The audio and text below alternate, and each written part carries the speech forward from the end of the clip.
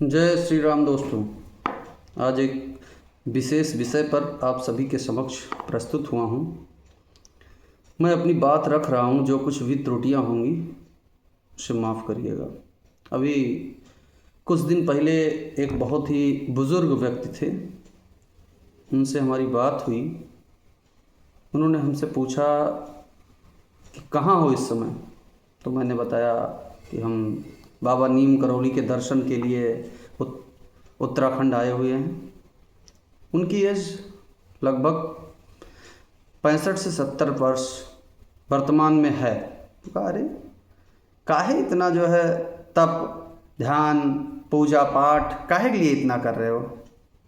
तो ये सब बकवास है, ये सब कोई अच्छी चीज़ नहीं है। देखो हम जो है कुछ भी नहीं किए जीवन में, लेकिन इसके बाद भी बढ़िया फर्स्ट क्लास घूम रहे हैं। तो हमने कहा ऐसा है, ये आपकी सोच खराब है। हम सिर्फ इसी काम के लिए पैदा हुए हैं, यहाँ आए हैं तो ये हमारा केवल इतना ही काम है कि हमें जितना अधिक से अधिक हो सके भगवान का नाम लें, अच्छे कार्य करें और इसके बाद फिर परलोक चले जाएं। बाकी तो ये दुनिया है, यहाँ सारे रोल आपको अदा करने हैं, लेकिन ये सब अपना काम नहीं है। जो मुख्य रूप से इनकी परवरिश करना ये सब है, लेकिन इसके साथ साथ हमें भी ये ध्यान रखना है कि जो हमारा मुख्य काम है वो पीछे छूटने न पाए, क्योंकि इसके बिना सब कुछ अधूरा है।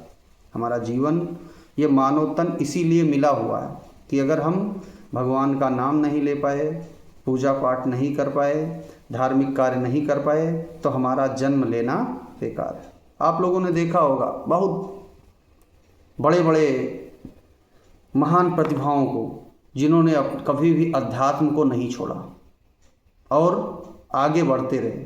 आपने अपने हमारे देश के माननीय प्रधानमंत्री जी आप देखते होंगे, नवरात्र के दिनों में 9 दिन व्रत रख करके बिना कुछ खाए पिए, उनको क्या ज़रूरत है।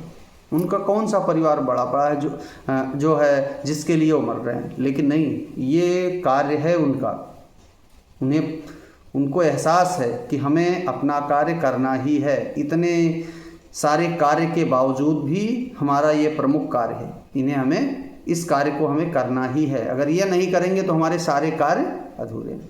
आपने देखा होगा हमारे प्रदेश के मुखिया माननीय योगी जी, जो नवरात्र के दिनों में पूजा पाठ न जाने इस तरीके से कार्य करते हैं, और इसके बाद भी सारे कार्य भी कर रहे हैं। जो प्रचार प्रसार करना, क्षेत्र की जनता है उनका हाल चाल लेना, अन्य धार्मिक आयोजन में शरीक होना, विभिन्न प्रकार के जो राजनीतिक कार्यों में भी पहुंचना, लेकिन इसके साथ साथ जो उनका मुख्य कार्य है कभी भी वो नहीं छोड़ते हैं। आपने देखा होगा हमारे जो है क्षेत्र के कैसरगंज के निवर्तमान सांसद जी माननीय श्री ब्रजभूषण शरण सिंह जी, बड़े बड़े कार्यक्रमों में आपने देखा होगा कि वो अपने हाथों में माला लिए रहते हैं, और जब भी मौका मिलता है वो तुरंत जो है ऐसे ऐसे जपना शुरू कर देते हैं। ये केवल दिखाने के लिए नहीं करते हैं, वो उन्हें पता है कि ये हमारा कार्य है, जब भी हमें समय मिले हमें ये करना चाहिए। तो इसलिए हम उन महानुभावों से कहना चाहते हैं कि जो आप अभी तक किए हैं ये आपका कार्य नहीं था। आप पूरी जिंदगी केवल दूसरे के कार्यों में आप लगे रहे, आपने अपना कोई भी कार्य नहीं किया। इसलिए अब अगर आप चाहें अभी तो आप में अभी परिवर्तन ला करके आप अपने कार्य में लग सकते हैं। अभी नहीं लगेंगे तो वो स्थिति होगी कि शायद आप सोच नहीं सकते हैं। तो आप सभी महानुभावों से बस इतना ही कहना है कि आपको जो जिम्मेदारी मिली है उसको निभाते हुए आपको अपने आध्यात्मिक कार्य ज़रूर करने हैं। भगवान नाम, जो भी आपको पूजा पाठ, इनमें ज़्यादा से ज़्यादा समय आपको देना है। अगर नहीं देंगे तो बाद में पछताने के अलावा कुछ भी नहीं बचेगा आपके पास, क्योंकि यही आपका कार्य है। बाकी तो सब आप जो है रोल अदा कर रहे हैं, लेकिन आपका मुख्य रूप से जो कार्य है वो क्या है? धार्मिक कार्य, अच्छे कार्य करना, लोगों का सहयोग करना, पूजा पाठ करना, भगवान नाम का जप करना। आप अपने क्षेत्रों में देखते होंगे कितने बड़े बड़े कुकर्मी लोग, जिन्हें एक तरीके से लग रहा था ये कभी भी माफ़ी की योग्य नहीं है, लेकिन इसके बाद भी उन्होंने भगवान का नाम लेना शुरू कर दिया।